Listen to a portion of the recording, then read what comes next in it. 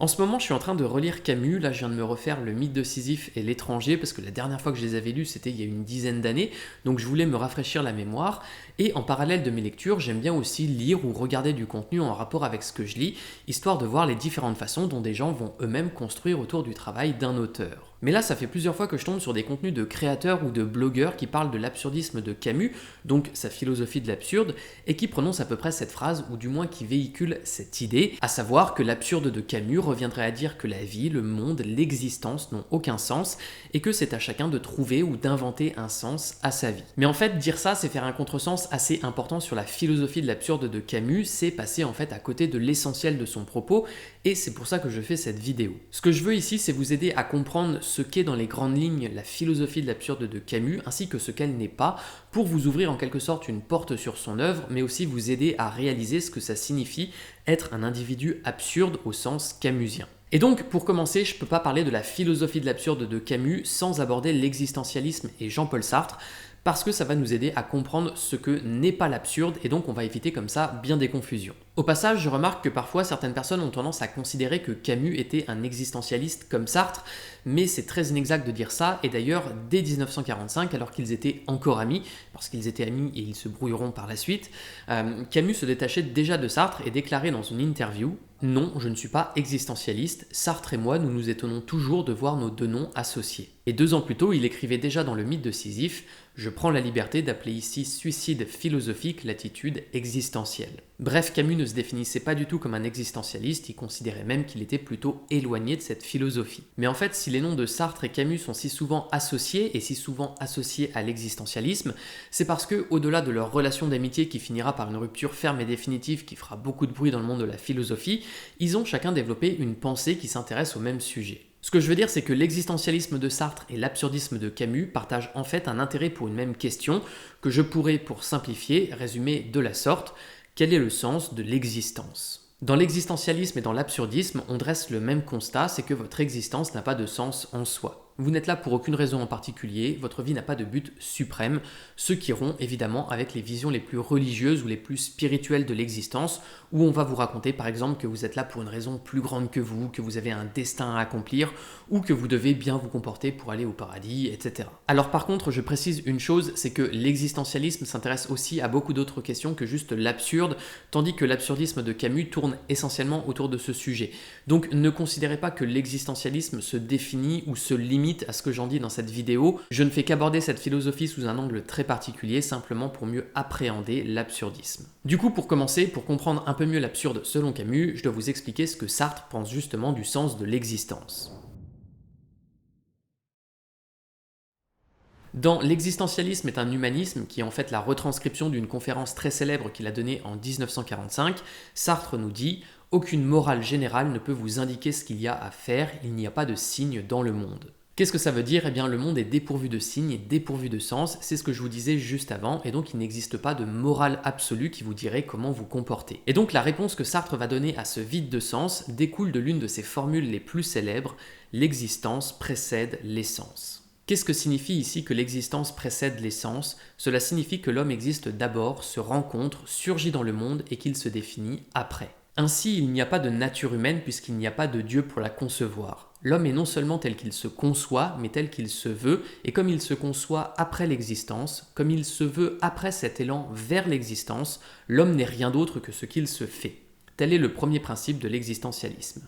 En gros, ce que Sartre dit ici avec cette formule « l'existence précède l'essence », c'est que d'abord vous êtes créé, mais sans aucune raison existentielle, vous n'avez rien de particulier à accomplir, vous êtes juste jeté dans le monde comme ça, et ensuite vous allez vous donner une raison d'être et accomplir des actes en accord avec les buts que vous vous fixez. Il dit d'ailleurs: l'homme est d'abord ce qui se jette vers un avenir. Donc l'homme se conçoit lui-même après l'existence, c'est lui et lui seul qui va choisir ce qu'il veut faire de sa vie et qui dispose de cette responsabilité. L'homme se définit par ses actes et non par une nature, un dieu qui aurait réglé son existence avant lui, c'est lui qui décide quel sens il veut donner à sa vie. Et d'ailleurs, il y a une phrase de Sartre qui dit explicitement ça, c'est: avant que vous ne viviez, la vie, elle, n'est rien, mais c'est à vous de lui donner un sens. Il explique aussi: l'existentialiste ne pensera pas non plus que l'homme peut trouver un secours dans un signe donné sur Terre qui l'orientera, car il pense que l'homme déchiffre lui-même le signe comme il lui plaît. En gros, ce qu'il dit ici, c'est que l'univers est silencieux pour l'homme, il ne lui envoie aucun signe, aucune indication sur la manière dont il devrait vivre,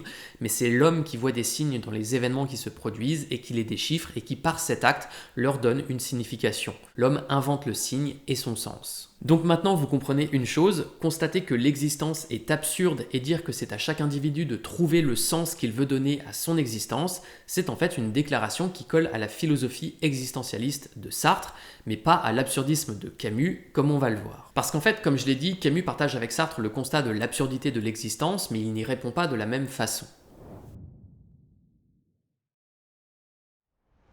En fait, ce que propose Camus, notamment dans Le mythe de Sisyphe, qui est un essai philosophique paru en 1942 et dans lequel il introduit sa philosophie de l'absurde, c'est de laisser la question de l'absurdité de l'existence irrésolue. En gros, votre existence n'a aucun sens, mais vous n'avez pas besoin de lui en trouver un pour être heureux. Il écrit d'ailleurs très clairement dans Le mythe de Sisyphe: il s'agissait précédemment de savoir si la vie devait avoir un sens pour être vécue, il apparaît ici au contraire qu'elle sera d'autant mieux vécue qu'elle n'aura pas de sens. Et ça, c'est toute l'originalité, mais aussi toute la complexité de la pensée de Camus. En fait, contrairement à un existentialiste, il ne fait pas du bonheur une conséquence du sens que vous pourriez donner à votre vie, et en même temps, il s'inscrit contre une certaine pensée nihiliste qui reviendrait à dire que comme l'existence n'a pas de sens suprême et qu'on ne peut pas lui en trouver un, eh bien la vie ne vaut pas la peine d'être vécue et on se laisse aller au désespoir ou pire, au suicide. Le truc, c'est que Camus part d'un principe fondateur dans sa philosophie, c'est que le bonheur et l'absurde sont deux fils de la même terre, ils sont inséparables. Et il écrit juste après: l'erreur serait de dire que le bonheur naît forcément de la découverte absurde, il arrive aussi bien que le sentiment de l'absurde naisse du bonheur. En fait, ce qui est très important dans la philosophie de l'absurde de Camus, c'est d'être conscient de l'absurdité à laquelle on fait face. Et ce qu'il dit, ce qu'il souligne, c'est qu'on peut être heureux tout en étant conscient que notre existence n'a aucun sens, que tout ce qu'on fait est inutile et restera inachevé. Le bonheur va directement de pair avec cette prise de conscience de l'absurdité de notre existence.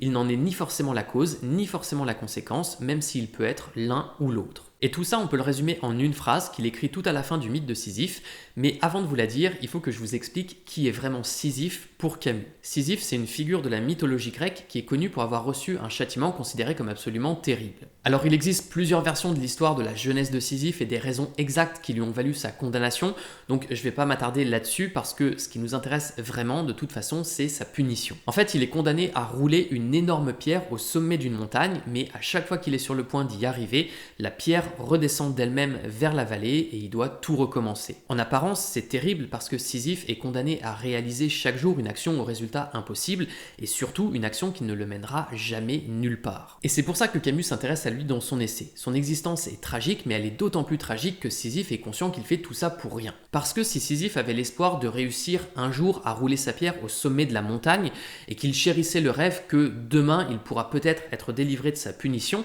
alors sa condamnation ne serait pas une tragédie parce qu'il existerait un moyen d'y échapper. Or, Sisyphe ne pourra jamais échapper à sa punition, il le sait.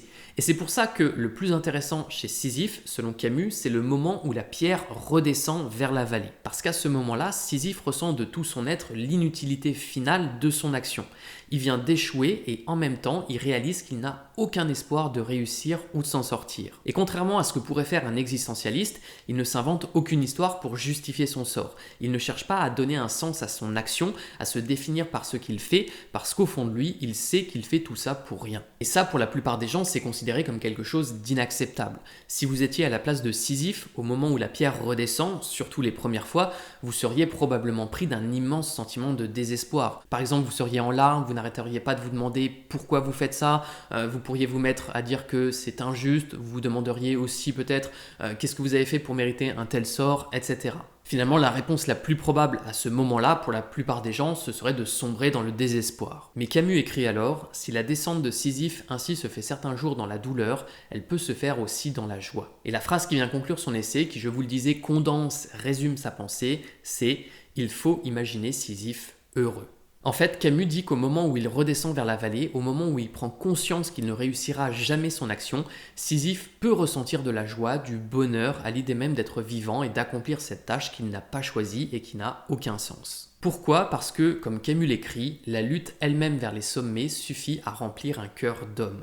Qu'est-ce que ça veut dire? Eh bien, en fait, que le bonheur de Sisyphe ne réside pas dans l'accomplissement de sa tâche, ni dans l'espoir de la réussir, mais dans l'effort qu'il réalise pour la mener à bien. Sisyphe ne trouve peut-être pas de sens à son action, mais c'est pas grave parce qu'il n'a pas besoin de lui en trouver un pour tirer de la satisfaction de ce qu'il fait. Sa vie se résume à rouler une pierre, c'est peut-être pas glorieux, il a peut-être pas choisi ça, mais en même temps, c'est pas plus absurde que d'aller tous les jours à l'usine ou au bureau, et finalement, c'est aussi pour cette raison qu'il n'a pas lieu de s'attrister de son sort. Pour faire un parallèle très concret, quand je dis aussi qu'il tire son bonheur de l'effort plutôt que d'un sentiment d'accomplissement, c'est comme si je vous disais que le bonheur à tirer d'un marathon, c'est pas de franchir la ligne d'arrivée, mais c'est de le courir. D'ailleurs, quelque chose de très important dans la philosophie de l'absurde de Camus, c'est le moment présent.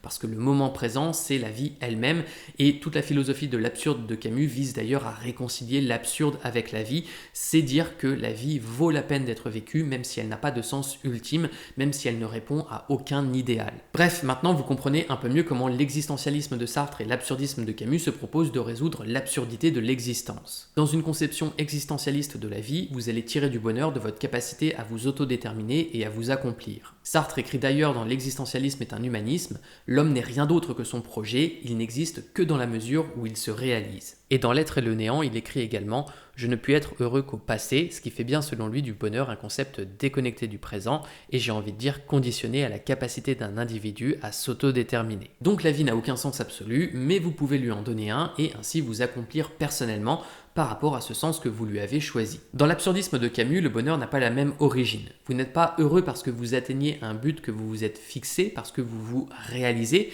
vous êtes heureux parce que vous faites l'effort du moment présent. Ce qui compte, ce qui vous rend heureux, ce n'est pas où vous allez, ce n'est pas le résultat, c'est l'action que vous faites au quotidien dans l'instant. C'est d'ailleurs aussi là où il veut en venir avec une autre phrase très célèbre du mythe de Sisyphe qui est « Ce qui compte n'est pas de vivre le mieux, mais de vivre le plus ». Encore une fois, qu'est-ce que ça veut dire? Eh bien que le bonheur ne vient pas de l'atteinte d'un vivre mieux, c'est-à-dire d'un idéal que vous vous seriez fixé, comme le ferait un existentialiste, mais de la multiplication des expériences de la vie qui vous permettent en quelque sorte de décupler l'intensité du moment présent. L'absurdisme est une philosophie tournée vers le présent qui donne la part belle à l'immédiateté.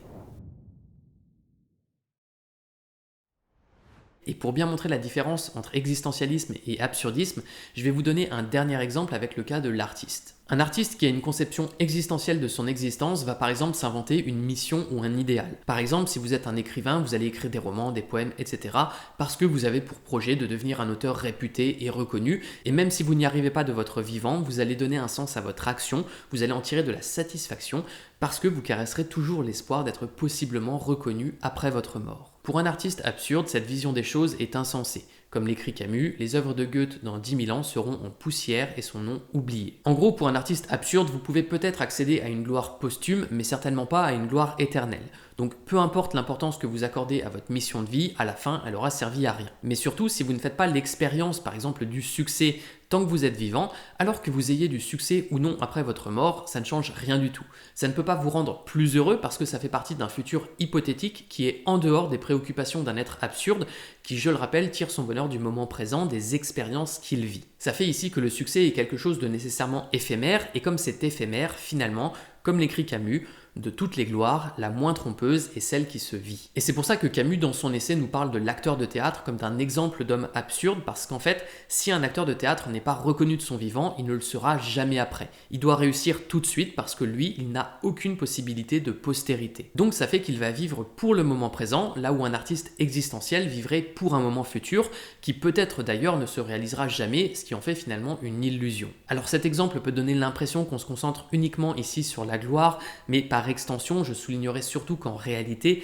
un artiste avec une conception absurde de son existence se donne surtout la possibilité de se concentrer sur ce qu'il aime faire, sur l'acte de créer par exemple, sans se soucier de sa réussite ou de ses échecs possibles. Pourquoi? Parce que dans le fond, réussir ou échouer, pour un être absurde, ce n'est pas important. Sisyphe n'est pas heureux parce qu'il peut réussir à monter la pierre au sommet de la montagne, ni malheureux parce qu'elle redescend, il est heureux parce qu'il roule la pierre et que dans le fond, il est conscient que cette action n'est pas plus insensée que s'il faisait autre chose. Bref, vous comprenez donc désormais que dans une conception existentielle de la vie, un individu résout l'absurdité de sa condition en donnant un sens à son existence, tandis que dans une conception absurde, donner un sens à sa vie n'est pas nécessaire. C'est pas qu'on ne peut pas le faire, c'est juste que même si on le fait, même si on donne un sens à sa vie ou à ses actions, on sait que ce n'est pas important et que ce ne sera pas utile pour être heureux là, maintenant. Donc voilà, j'espère qu'avec cette vidéo, vous y voyez maintenant plus clair sur l'existentialisme et l'absurdisme par rapport à la problématique de l'absurdité de l'existence. Dernière précision aussi, ne concluons pas parce que j'ai pris le parti dans cette vidéo de mettre l'accent sur la présentation de l'absurdisme que celui-ci est nécessairement supérieur à l'existentialisme. À mon sens, ce sont juste deux philosophies différentes et comme à chaque fois que je lis des auteurs, il y a à prendre et à jeter dans à peu près tout et l'existentialisme et l'absurdisme, pour moi, n'échappent pas à la règle. Bon, après, je vous avouerai que personnellement, je me reconnais peut-être un peu plus dans une philosophie absurdiste que existentialiste, mais comme je dis, ça ne veut pas dire que dans l'absurdisme, il n'y a rien à jeter et que dans l'existentialisme, il n'y a rien à prendre. Sur ce, je m'arrête ici pour cette vidéo. Si vous voulez plus de contenu de ce genre, je vous rappelle que vous pouvez vous abonner à ma newsletter dont le lien est juste en dessous dans la description. Et comme d'habitude, si la vidéo vous a plu, je vous invite à la liker, à vous abonner, à activer la cloche pour être averti de la sortie de mes prochaines vidéos. Et moi en attendant, je vous salue et je vous dis à bientôt.